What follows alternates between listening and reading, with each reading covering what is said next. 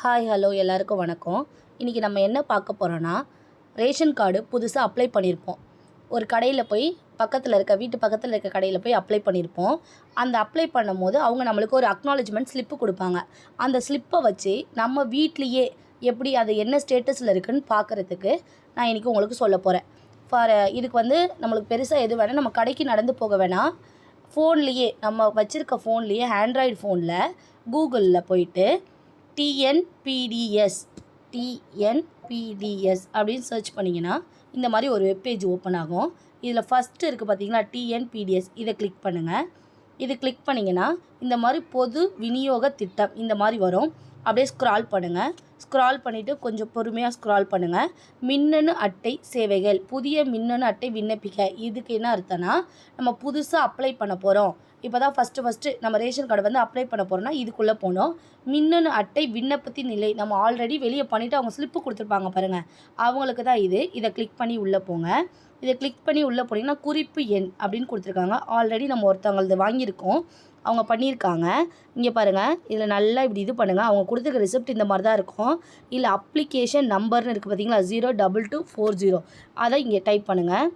02240 525 இப்படி இருக்கா, இதை இது பண்ணுங்கள். இங்கே பாருங்கள், அவங்களோடது என்ன ஸ்டேட்டஸில் இருக்குது, தாலுக்கா வழங்கல் அதிகாரியின் ஒப்புதல் நிலையில் இருக்குது. அந்த மாதிரி வந்துடும் நம்மளுக்கு. சரிங்களா, அகெயின் வெளியே வந்துடுங்க. இது நியூ அப்ளிகேஷன் போட்டு என்ன ஸ்டேட்டஸில் இருக்குது. இதுவே நம்ம ஒரு பேர் சேர்க்குறதோ நீக்கிறதோ முகவரி மாற்றம் செய்கிறதோ தலைவர் மாற்றம் செய்கிறதோ அந்த மாதிரி ஏதாவது இருந்துச்சுன்னா, நகல் மின்னணு குடும்ப அட்டை இருக்குது பார்த்தீங்களா, இதுவும் அதே போல் தான்.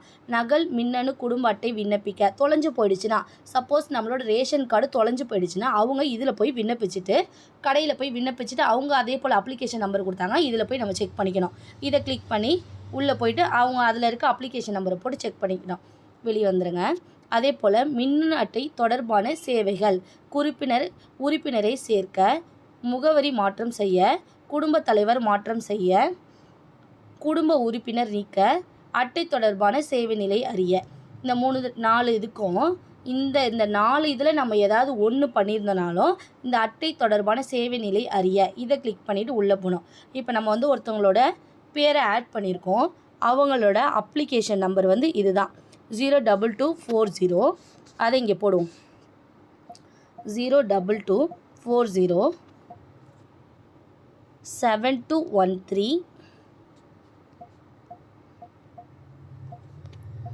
7213 24907 24907 போட்டோமா.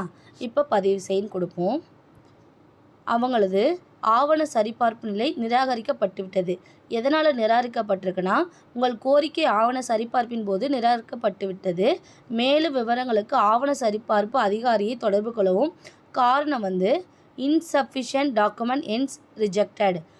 கரெக்டான இது வைக்காதனால ரிஜெக்ட் பண்ணியிருக்காங்க. இதுவே அப்ரூவ் ஆயிருந்துச்சுன்னா இந்த 3 இடமும் டிக் மார்க் காமிச்சிருக்கோம். சரிங்களா, இவ்வளோ தான்.